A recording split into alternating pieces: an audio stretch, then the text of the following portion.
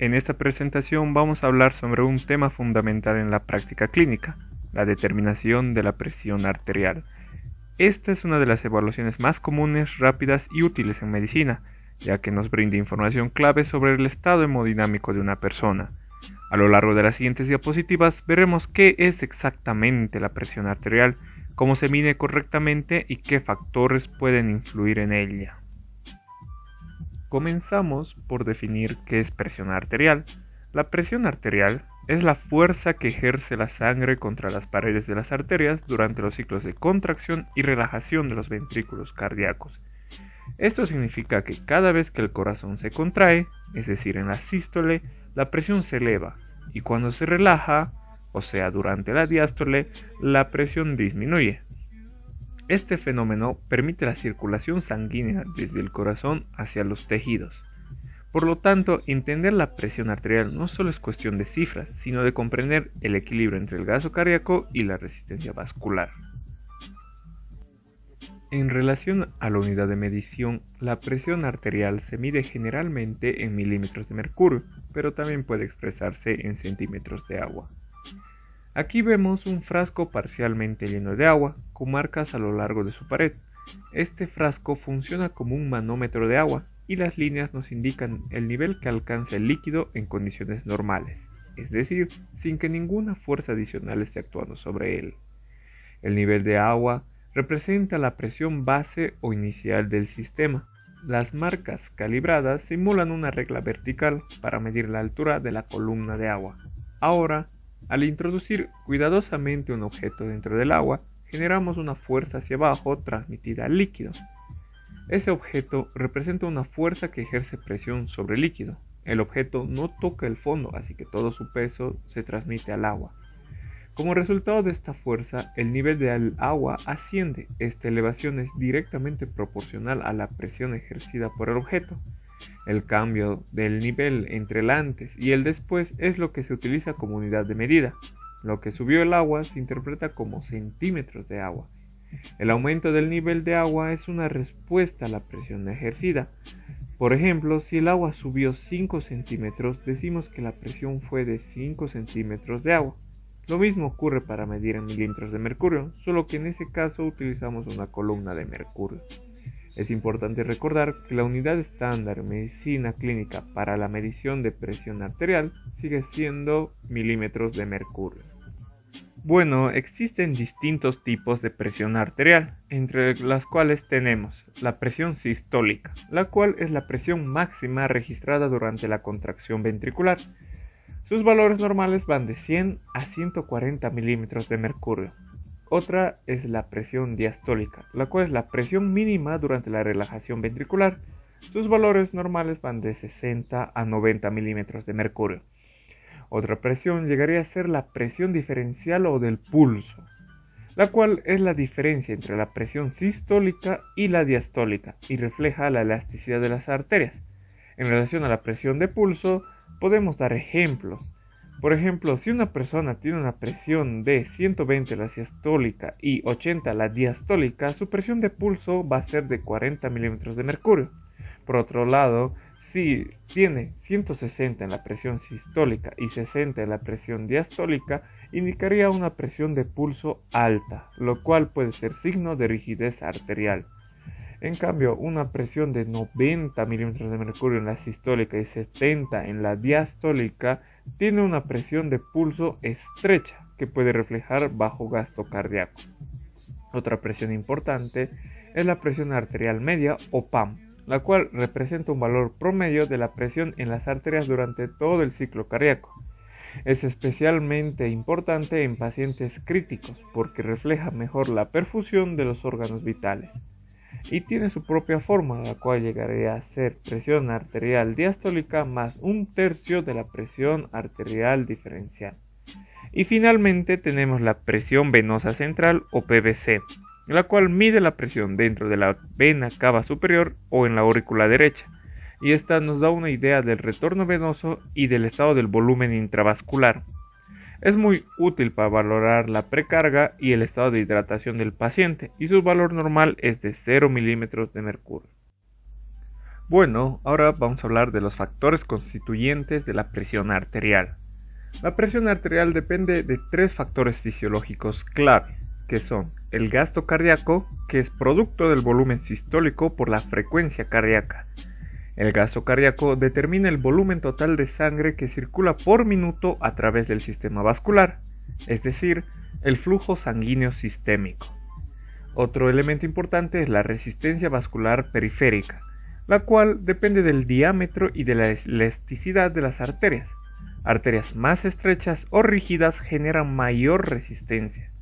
Y por último tenemos la viscosidad de la sangre.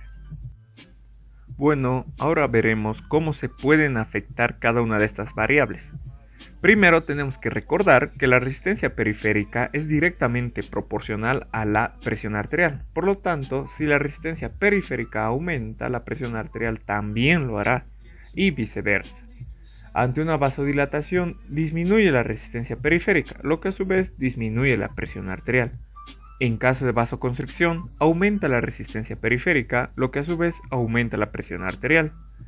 Ahora, en relación a la elasticidad de las paredes de los vasos, un factor que afectaría sería la arteriosclerosis, la cual aumenta la rigidez arterial, incrementando la resistencia periférica y a su vez la presión arterial. En relación con la viscosidad sanguínea, la deshidratación severa puede aumentar la viscosidad, elevando la resistencia periférica y a su vez la presión arterial. Por otro lado, el gasto cardíaco también es directamente proporcional a la presión arterial. Por lo tanto, si el gasto cardíaco aumenta, la presión arterial también lo hará y viceversa. Ante una disminución del volumen sanguíneo, como es en una hipovolemia, disminuye el gasto cardíaco y por ende la presión arterial también disminuye. En cambio, ante un aumento del volumen sanguíneo, como ocurre en insuficiencia renal, el gasto cardíaco aumenta y por ende la presión arterial también va a aumentar. Bueno, existen varios factores extrínsecos que influyen en la presión arterial. Uno de ellos es la edad. La presión arterial tiende a aumentar con los años por la pérdida de la elasticidad arterial. Otra variable llegaría a ser el sexo. Los varones suelen tener cifras más altas en edad temprana. En la posmenopausia, en cambio, las mujeres pueden igualar o superar esos niveles. En relación al estado psíquico, como ser el estrés, sabemos que el estrés activa el sistema simpático, aumentando la frecuencia cardíaca y el gasto cardíaco, lo que eleva la presión arterial temporalmente. Otra variable sería la constitución corporal y obesidad. El exceso de masa corporal aumenta el trabajo cardíaco, lo que aumenta la presión arterial. Otra variable llegaría a ser el ejercicio y el sedentarismo. Por su parte, el ejercicio mejora la elasticidad arterial al evitar la arteriosclerosis. En cambio, el sedentarismo reduce la elasticidad arterial.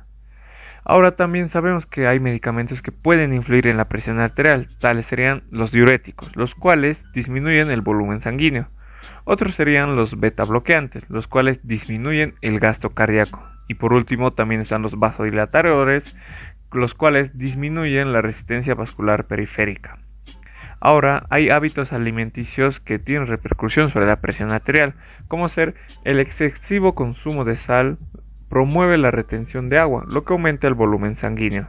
Por otro lado, el tabaco aumenta la frecuencia cardíaca y produce vasoconstricción.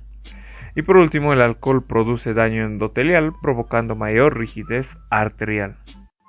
Bueno, la medición de la presión arterial es una técnica esencial y rutinaria en la práctica clínica, pero requiere precisión para obtener resultados válidos.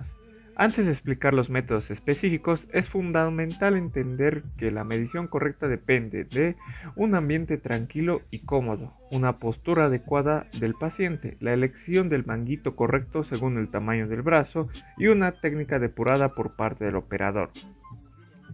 El instrumento que utilizamos para medir la presión arterial se llama esfigmomanómetro. Existen varios tipos de este. Uno es el aneroide, el cual utiliza un sistema de aguja y manómetro y también requiere calibración frecuente. Otro es el de mercurio, considerado el estándar de oro por su precisión, aunque está en desuso por razones ambientales. Otro llegaría a ser el digital o automático. Es muy útil en atención primaria, pero puede tener errores en pacientes con arritmias o extremidades frías. Cada uno tiene su destino en la clínica. Por ejemplo, en consulta especializada se usa el aneroide calibrado manualmente. En hospitalización se prefiere el digital para monitoreo frecuente, mientras que en estudios de investigación aún se prefiere el de mercurio por su confiabilidad. Los ruidos de Korotkov son sonidos vasculares que se escuchan mediante el estetoscopio al liberar gradualmente la presión del manguito. Estos ruidos se describen en 5 fases. En la fase 1 hay aparición del primer ruido nítido, y esto corresponde a la presión sistólica. En la fase 2 se escuchan ruidos suaves y murmurantes. En la fase 3 hay ruidos más intensos. En la fase 4 existe atenuación de los ruidos. Y por último, en la fase 5 hay desaparición total de ruido, lo que corresponde a la presión diastólica. Es importante no confundir los ruidos, especialmente en pacientes con presión diferencial amplia, como ser ancianos o embarazadas. Así pues, podemos dar ejemplos de estos casos. Por ejemplo, en niños, a veces se toma como diastólica la fase 4 por la persistencia del ruido. En embarazadas puede haber un gap auscultatorio, que requiere atención para no subestimar la presión. En pacientes con insuficiencia aórtica, puede ser difícil identificar el punto exacto de desaparición del ruido. A continuación, les mostraré cómo se escuchan normalmente estos ruidos.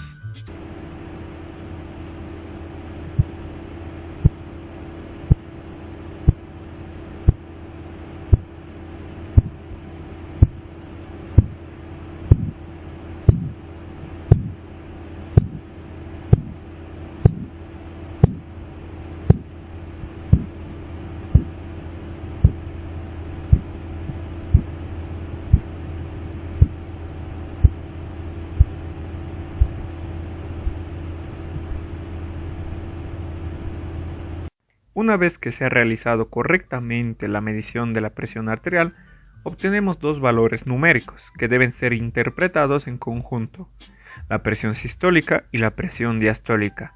Estas cifras deben anotarse después de haberse medido en ambos brazos, al menos esto en la primera consulta, y se debe repetir la toma si entre ambos brazos hay diferencias mayores de 10 milímetros de mercurio. Ambas cifras obtenidas se expresan en milímetros de mercurio y se anotan de una manera específica, poniendo primero la presión sistólica y después anotando la presión diastólica. Luego, existe lo que es un consenso internacional donde se catalogó la presión arterial según los valores que se obtenían, siendo así que se definió como hipotensión cuando la presión sistólica está menor a 80 milímetros de mercurio o la presión diastólica está menor a 60 milímetros de mercurio. Luego se catalogó como normal cuando se encontraba una presión sistólica que estaba en un rango entre 80 y 120 milímetros de mercurio y una presión diastólica entre 60 y 80 milímetros de mercurio. Por otro lado tenemos la prehipertensión. Esta se define cuando la presión sistólica está en un rango entre 120 y 139 milímetros de mercurio o la presión diastólica está en un rango entre 80 y 89 milímetros de mercurio. Luego tenemos la hipertensión grado 1. Aquí se va a encontrar una presión sistólica entre 140 y 159 milímetros de mercurio o una presión diastólica entre 90 y 99 milímetros de mercurio. Por otro lado está la hipertensión grado 2. Esto es cuando se encuentra una presión sistólica de 160 o más, o también cuando se encuentra una presión diastólica de 100 o más. Y por último tenemos la crisis hipertensiva, la cual es considerada una emergencia médica. Esto es cuando se encuentra una presión sistólica mayor a 180 o una presión diastólica mayor a 110. Ahora, hablando en relación con la interpretación de la presión arterial, debemos recalcar que interpretar la presión arterial implica más que leer números. Tenemos que considerar que existen extremos en el espectro, como ser la hipotensión y la hipertensión. En primer lugar, la hipotensión se define como una presión anormalmente baja, Esta puede deberse a varios factores, como ser la dilatación arterial, como es el caso del shock distributivo, puede deberse a una pérdida del volumen sanguíneo, como ocurre en hemorragias o deshidrataciones, o se puede deber a insuficiencia cardíaca, la cual produce bajo gasto cardíaco. Los síntomas más comunes de hipotensión serían la palidez y frialdad de extremidades, puede haber confusión mental, puede presentarse taquicardia compensadora, puede haber una disminución de la diuresis y cefalea. Ahora, un tipo particular de hipotensión que debemos conocer es la denominada hipotensión ortostática, en la cual la presión desciende cuando se cambia de posición bruscamente.